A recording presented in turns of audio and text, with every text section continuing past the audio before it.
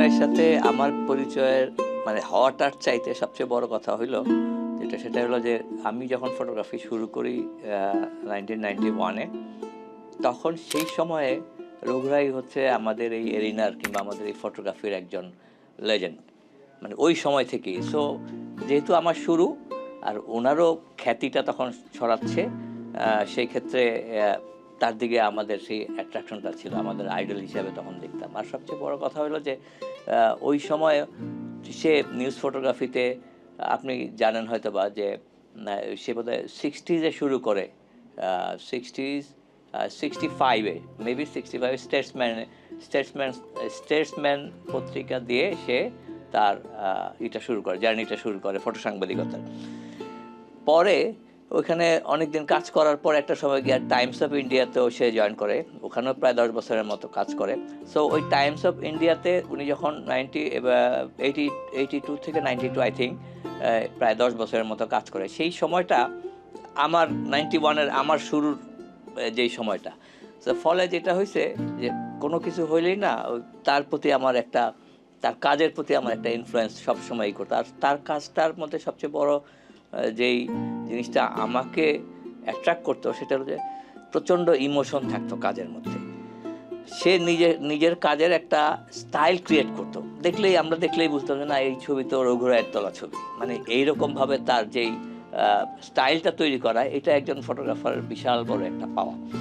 So ওই কারণে হঠাৎ করেই আমরা ফ্রেন্ডরা তখন যারা কাজ করতাম তারা রঘু রায়ের বই, আপনি জানেন তার বোধহয় প্রায় 18, আমি যতটুকু জানি 18-19টার মতো পাবলিকেশন আছে।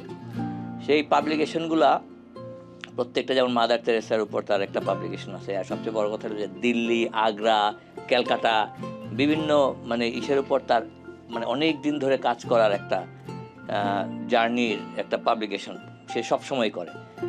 ফাইনালি একদম শেষে আপনি জানেন যে বাংলাদেশের মুক্তিযুদ্ধের উপর সে কাজ করছে, অনেক বড় কাজ আছে তার, এবং সেইটার আসলে কোনো কম্পাইলেশন ছিল না।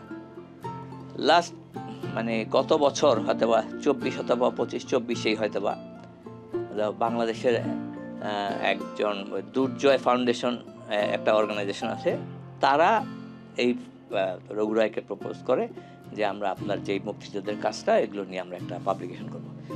খুবই এক্সক্লুসিভ একটা পাবলিকেশন বাংলাদেশে হয়ে গেছে, যদিও মাস পিপলের কাছে এখনো বইটা আসেনি, বাট খুব ভালো একটা পাবলিকেশন হয়েছে, যেটা কিনা রঘু রায় মানে মারা যাওয়ার আগেই এত ভালো একটা কাজ বাংলাদেশের জন্য রেখে গেছে, মানে করে দিয়ে গেছে। তো সেটার জন্য আমাদের আসলে তার প্রতি কৃতজ্ঞ থাকা উচিত। লাইফের তার ক্যারিয়ারের যে একটা টার্নিং পয়েন্ট ছিল, আই থিঙ্ক এটা 1977-এ সে তখন একজন খুব বিখ্যাত ফটোগ্রাফার হেনরি কার্টিয়ার ব্রেসো, খুবই বিখ্যাত ফ্রেঞ্চ এক ফটোগ্রাফার, সেই ভদ্রলোক তার কাজ দেখে খুব ভালো লাগে তার, তখন সে তাকে প্রপোজ করে যে তুমি ম্যাগনামে জয়েন করো। ম্যাগনাম হচ্ছে তখন সারা দুনিয়ার মধ্যে one of the best photo agency, news media বলেন সবাই তখন ম্যাগনাম বলতে পাগল, মানে ম্যাগনাম মানে হচ্ছে তখন ফটোগ্রাফারদের একটা বিশাল বড় জায়গা কাজ করার। সো সেই ম্যাগনামে সে যখন জয়েন করার পর তো তখন তার মানে কাজের পরিধি আর অনেক বেড়ে গেল, সারা দুনিয়াব্যাপী তার যেই প্রচারটা, এবং বড় বড় পত্রিকা নিউ ইয়র্ক টাইমস থেকে শুরু করে সমস্ত পত্রিকা তার কাজ ছাপানো শুরু করলো। সো ওইটা ছিল তার লাইফের, তার ক্যারিয়ারের সবচেয়ে বড় একটা ব্রেক, যেটা কিনা ওই বিখ্যাত ফটোগ্রাফার কার্টিয়ার ব্রেসোর হাত ধরে হয় আর কি। সো উনি বেসিক্যালি ভারতবর্ষে তাকে বলা হয় যে মানুষের আত্মার মানে অনুভূতিটা তার ছবির মধ্যে দেখা যায়, মানুষের সাথে তার ছবিগুলোর মধ্যে প্রত্যেকটা ছবির মধ্যে যেটা হয় যে একটা খুব ভালো একটা লিঙ্ক থাকে, দেখলেই বোঝা যায় যে মানে ইমোশনটা বোঝা যায়। এই যে ব্যাপারটা, এটা আসলে সব মানে ফটোগ্রাফাররা আসলে ওইরকমভাবে মানে সবাই অতটা কি বলবো মানে অতটা চিন্তা করে হয়তো বা আনতে পারে না, কিন্তু ওনার কাজের মধ্যে যে জিনিসটা ছিল সেটা হলো যে মানুষের ইমোশন, মানুষের অনুভূতিগুলো তার ছবির মধ্যে খুব খুব প্রেজেন্স থাকতো। তো সেই কারণেই বললাম যে ওই কলকাতা, দিল্লি, তাজমহল কিংবা যেসব পাবলিকেশনগুলো আমরা তার দেখছি, ওগুলোর মধ্যে দেখা যায় যে ডেইলি লাইফের যে ছবিগুলো, ওগুলোর ভিতরে প্রত্যেকটা কোনোটাই কোনো মানে নর্মাল ছবি না। একটা নর্মাল ছবি, মানে নর্মাল ঘটনা, কিন্তু ওটা অসাধারণভাবে ওটা রিপ্রেজেন্ট করা। এই যে অসাধারণভাবে রিপ্রেজেন্ট করা, এই গুণটা তার ভিতরে যথেষ্ট ছিল। আর আমি যেটা প্রথমেই বললাম যে উনি আমাদের এই উপমহাদেশের হওয়াতে আমাদের কালচারালি আমাদের সাথে অনেক বেশি মানে আমাদের একটা মিল ছিল, ওই কারণে যেহেতু আমরা খুব বেশি তার প্রতি একটা আমাদের আবেগ কাজ করতো অনেক বেশি। তারপরে যখন তাকে সামনাসামনি পেলাম, আমার মনে হয় আমার লাস্ট উনি যখন বাংলাদেশে এসে গেলেন, তার একটা এক্সিবিশন ছিল।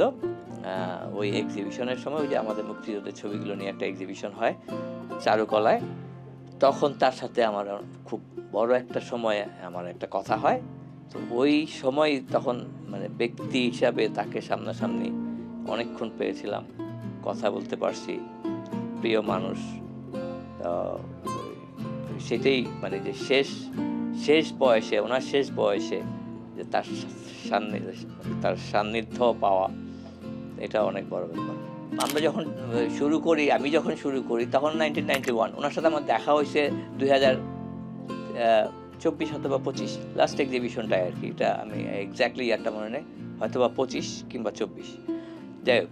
সো তার দেখা হওয়া না হওয়াটা আমার কাছে বড় ব্যাপার ছিল না। তাকে সবসময় আমি দেখতাম তার কাজের মধ্যে, সবসময় তার কাজ দেখতাম। সো ওইটা আসলে যেটা যে ব্যক্তি রঘু রায় মনের ভিতর ছিল সবসময়।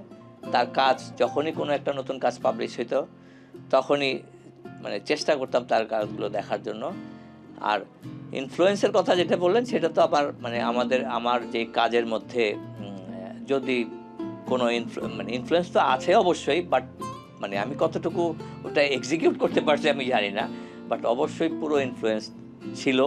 চেষ্টা করছি এবং চেষ্টা করে যাচ্ছি যে যাতে ওই যে আমি বললাম যে অনুভূতিগুলা ছবির মধ্যে একটা মোমেন্টটা করা, একটা অনুভূতিটা ক্রিয়েট করা, ছবি দেখলেই যাতে বোঝা যায়, সেই আবেগটা যাতে সে ফিল করতে পারে। এই যে একটা ছোট্ট একটা ছবির মধ্যে দিয়ে যে এই ইমোশনগুলোকে ক্রিয়েট করা যায়, এটার মাস্টার ছিলেন উনি।